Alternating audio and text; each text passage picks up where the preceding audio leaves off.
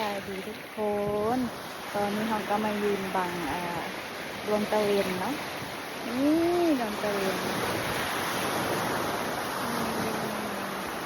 คืออยู่ใกล้ๆกันเลยเนาะเห็นบอกนี่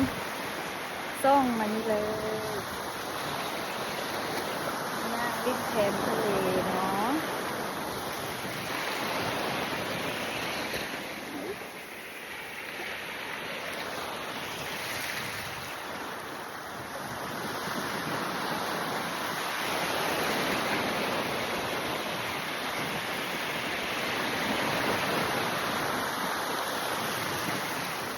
ก็เย็นดี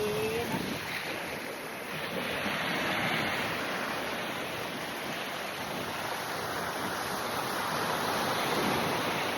พอดีแดดส่องนะ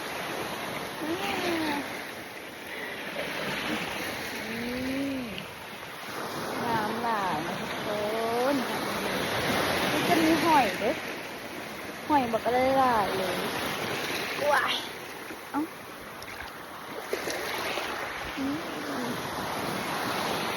กัดหอยเนาะ